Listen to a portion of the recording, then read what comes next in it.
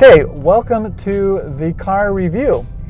We decided to make videos reviewing electric cars and hybrid cars, but not new ones, not ones that just came out or are coming out, because there are plenty of car reviews to turn to find out whether or not any electric car, electric hybrid, or plug-in electric hybrid is a good buy. We want to know is, are these cars good deals used? Because one of the things you'll notice, other than Tesla, is that electric cars and plug-in hybrids, they depreciate a lot. Like a rock. Yeah, and there's some reasons why, and maybe we'll get into those.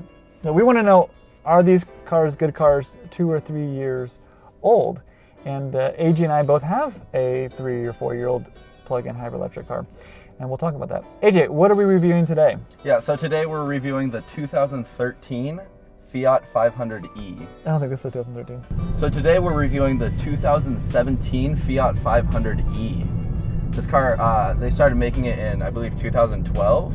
So we're reviewing one of the newer models, but they haven't changed much over the years. The range is still the same, the acceleration is still exactly the same. What is the range? The range of this is stated by Fiat at 84 miles maximum. 84 miles. So that doesn't sound like a lot when a gas car can go 350 miles. But it's not a lot of car to begin with, so not a very big car. Maybe you'll just drive around in the city. Yeah, the battery in this car is actually smaller than most electric cars, but since the car is so lightweight, it doesn't need more battery than that.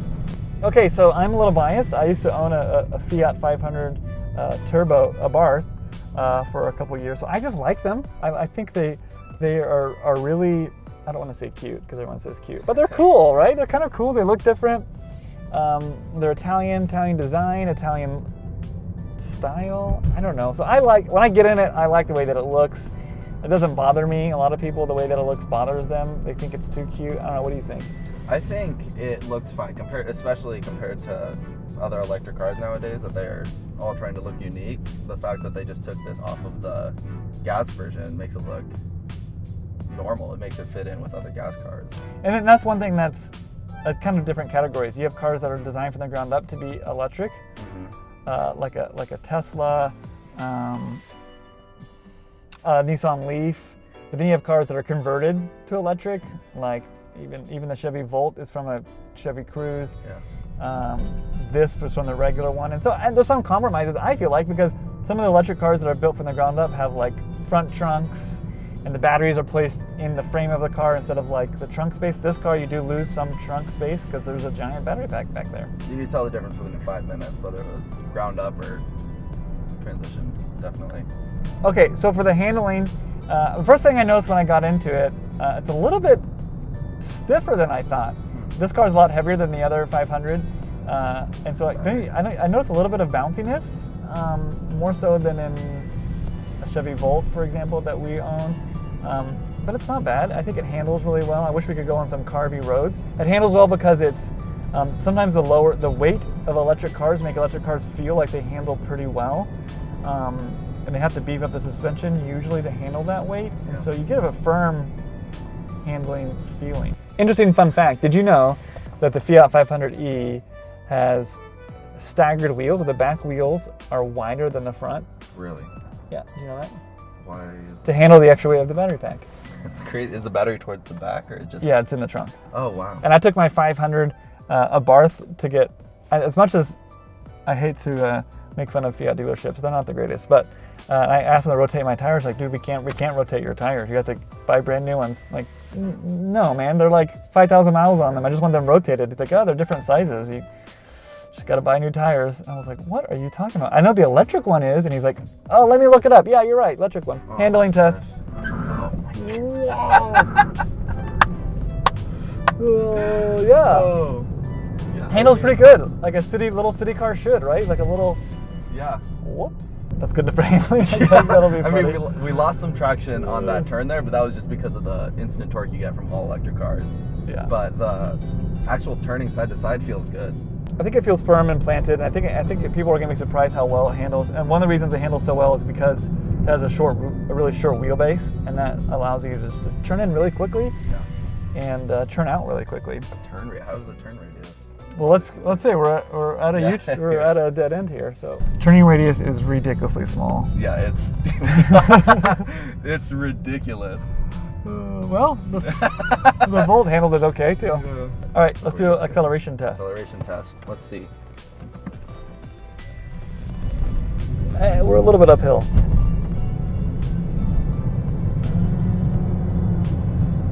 Okay, Yeah, it feels a little bit faster than the Volt. it does. Just a little bit poppier. And it's Especially kind of from 0 to 20. instant and everywhere. So like if you Yeah. had the steering wheel even slightly turned and you stomp on it, it just It just peels out. out. And that happens. So the interior design of this, is this similar to the It's nearly identical. nearly identical to The obviously the button shifter is different. I had a manual, and this is the exact same place the manual shifter goes into. I had a different steering wheel, but it's nearly identical than the regular Fiat. Yeah, it looks new. What's the word I'm looking for? Retro? Yeah, it looks pretty retro. What about the materials? What do you think about the materials? Materials seem normal for a car. It doesn't seem like they went out of their way to make it nice. I mean, it's hard touch plastic at different places. Yeah. It's soft touch where your body touches. Leather seats. Leather seats. One of the things I feel like what car manufacturers do with electric cars is because they got to charge you a little bit more because it's electric. I think you get a little bit nicer interior. I mean, this is not. Yeah. This is much nicer than the base Fiat 500. I think it's called the Pop. Leather wrapped steering wheel, leather seats, leather armrest over here. I love the retro styling that you mentioned because to me, I spend most of my time inside, and so I like to pretend that I'm in some like a I don't know like a Porsche from the 90s or something. Yeah, it or reminds the me 60s. of like Ruby's Diner. But in the best way. Yeah, like it looks like what the future should have looked like from the perspective of the 90s. Right. Which is fun. I like it. Like the Bug is trying to be a retro car, but the interior is regular, I would Yeah. say. This they're trying to be a retro car on the outside, and the interior matches, and it looks really good. There is a back seat in this car. It does exist. It's actually not that bad. The kind of tall shape of the Fiat lends well to interior space. Yeah, headroom is great. Headroom is good. I took my 500 on a like 8-hour road trip with two people in the back, two teenagers in the back, and they did okay. All right, so the storage in this car, being such a small car, it's less than the average car, but it seems good for the size of the car. Yeah, it seems okay. You have 4 passengers, 2 in the front, 2 in the back, and then the trunk space it's there. It's smaller than the regular one because of the battery, but it's still The battery does it's bleed still into the okay trunk for a little bit. 2-door city car. There is no Yeah. center console, which you have to get used to. So the only place you can store stuff is the glove box. Yeah. And then there's pockets in the door, and there's 2 cup holders in the front and 2 in the back, right? Yes. You got to remember, it's a city car. You're not going to be lugging really anything around. You're not going to go on a road trip with it, Yeah. unless you're one of those people. You're not going to go on a road trip when you can only go 80 miles, and then it takes. How long does this thing take to charge up? On a 240 volt, it should take 4 hours. On your standard 120 volt. So the 120 volt is what you're going to have, comes with the car. That's what you plug into a regular outlet. 240 volt, you're going to have installed with your like in-garage washing machine plugs, those big ones. That takes 4 hours. The 120 one, the one that you're going to have with the car, that's going to take a full day. Probably going to take about 24 hours to get the full 84 At least, miles. right? Yeah. Yeah, so you're definitely going to want a 240 volt. Okay, so here's the deal. Here's one of the things we love about this car is you can get these for really cheap. Fiat made a bunch of them. I would say, I don't know the exact numbers, but 90% of them went out to a lease because they didn't want to spend the sticker price for this thing, which was over $30,000, right? Just over 30,000. Well, why would you spend that on a car that goes 80 miles when that can get you a nicely equipped anything else? Yeah. Accord, Camry, Civic, Yeah. you know. So they leased them out, and the leases went for sometimes really cheap. This car is owned by my brother. He leased it somewhere around $60 or $70 a month. Crazy cheap. Fast forward 2 or 3 years, all these cars come off lease, and people aren't willing to pay very much for them for electric car reasons, the low range. Yeah. People aren't sure how long the battery's going to last, which we don't know. We can talk about that. We don't really know that either as well. Yeah. So, what did we find out? Anywhere from $6,500 to maybe $10,000 for a reasonable one. Those are ones that you could get and you could have for 5 years, probably longer. And those are we're talking about 2014, 2015, 2016 year. I mean, we found plenty of 2016s for $9,000. This video was filmed at the end of 2018. As of right now, it seems that 2015, 2016 are where the deals are at. So the question that people ask, even my brother who leased this, and my dad, he works like a mile from his house, and he's been wanting a city car. He doesn't know if he wants electric or not. Well, what's going to happen in 8 years when I need a new battery pack? Aren't those $10,000, $20,000? People hear that electric cars batteries degrade after a couple of years. Will that happen to this car?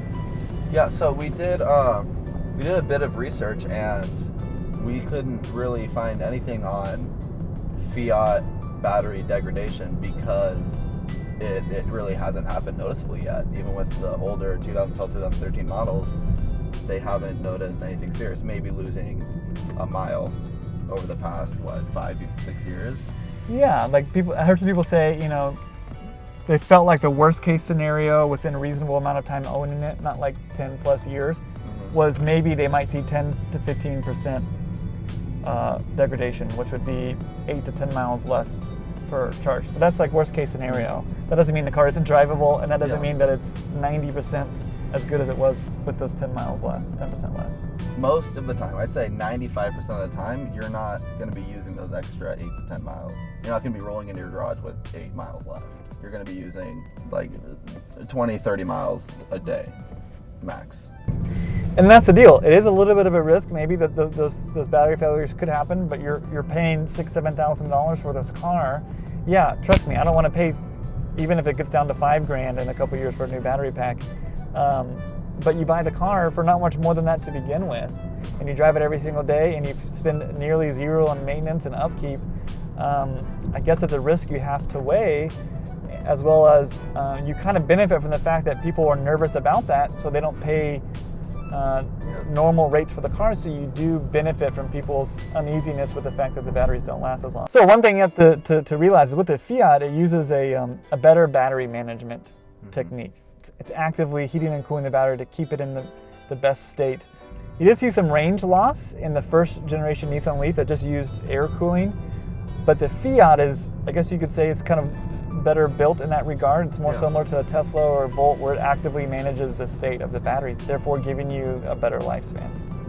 And you got to remember, the battery degradation, say you have to replace a battery, the cost of that, I think it loosely translates over to the cost of maintenance of a regular gas car. There's so much more you have to maintain, there's so much more you have to put in steadily over the years that is just lumped together with like a new battery, which if you play your cards right, you won't have to make that payment. You might just have to you might just be able to skip out on all that.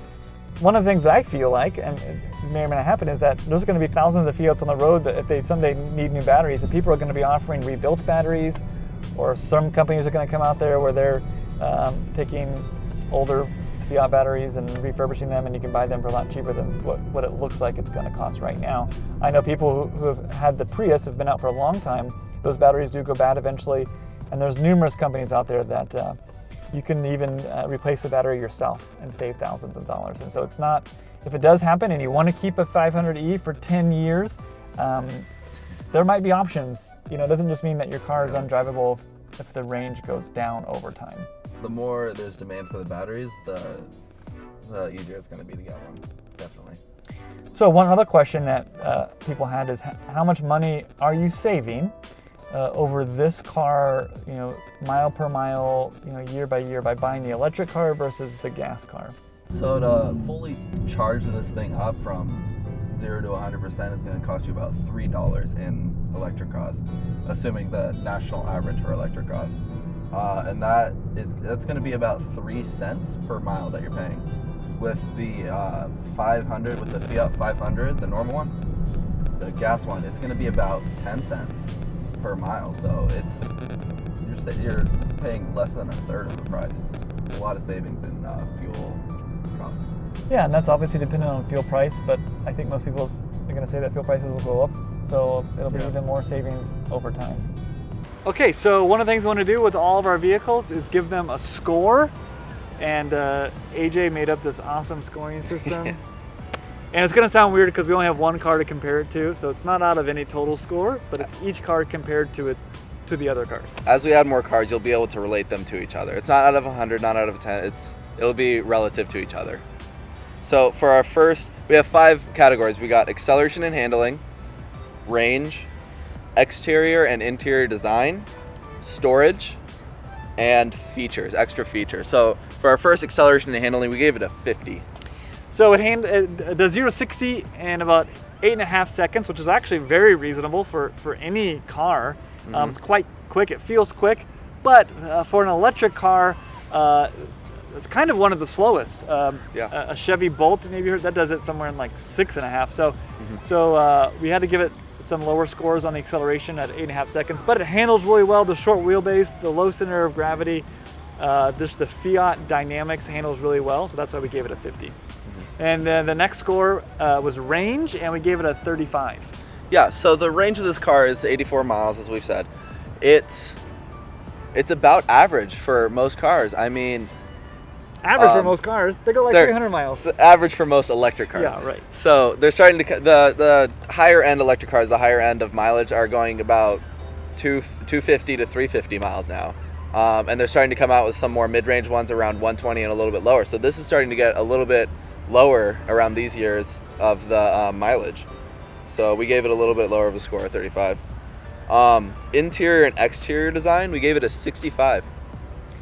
So we think that it looks really cool. Most Fiat 500s just look cool. I mean, they have a really cool retro modern look. You have to give it points for that. It doesn't necessarily, it blends in because it looks like a regular car, but it doesn't blend in looking like a boring car. We would have given it a higher score, but the design hasn't been updated in a while. For the last couple years, Europe has gotten an updated Fiat 500 with a new front end, new headlights, new taillights. I think the 2019s are coming out soon. They still look like this year. There's no LED brake lights, no LED headlights, no LED running lights.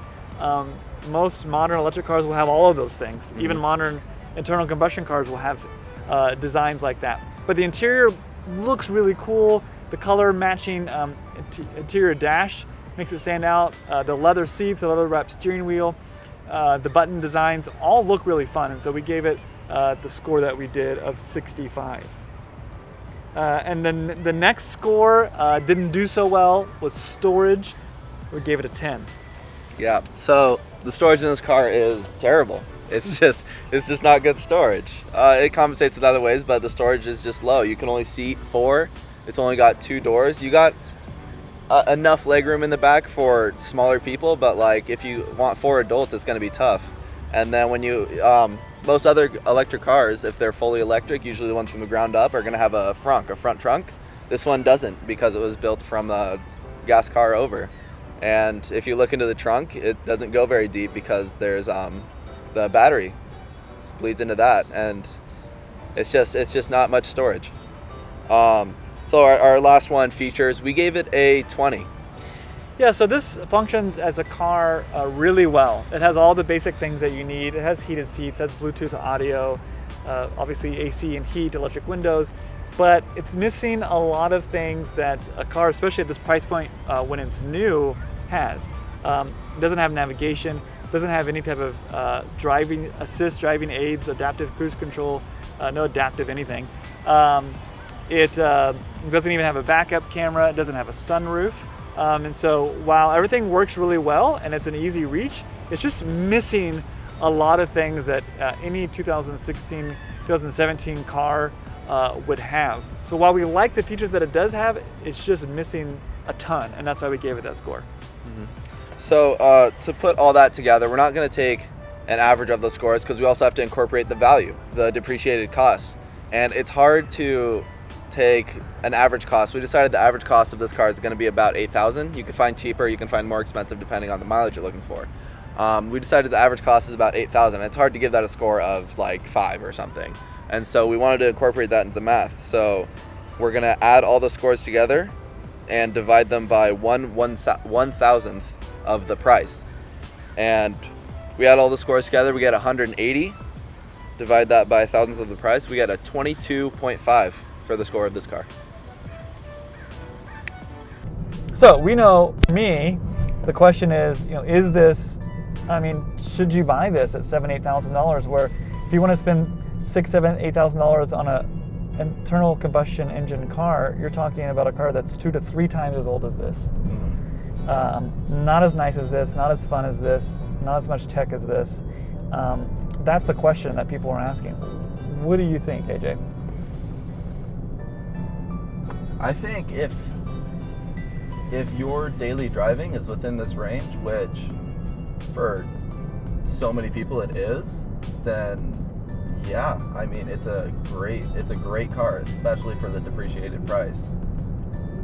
It's fun, it's sporty. So my final thought on the car is I like 500s. So I think this is a great car for a lot of people. I don't think they would consider it necessarily because they're afraid of the small range. But they say that the average person drives like less than 30 miles a day. Yeah. So I have about 30 miles of range right now, and I use 15 to 20 a day. Right, and the Volt was designed to be electric on the within the person's average daily commute. And it is.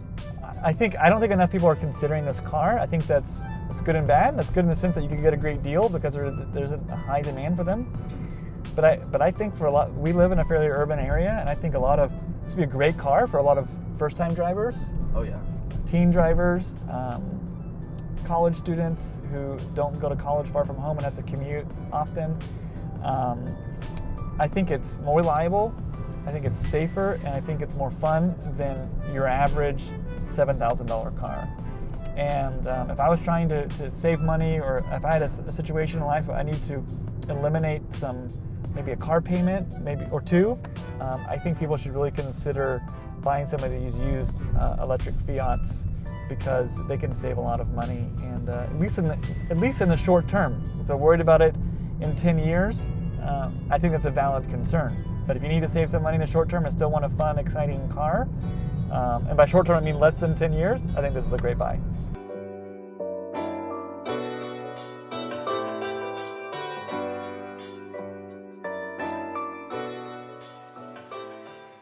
Oh, here's a Honda Insight plug-in hybrid. That's what people do when they do cool cars. Like, oh, look at that Lamborghini. And we're like, oh my gosh.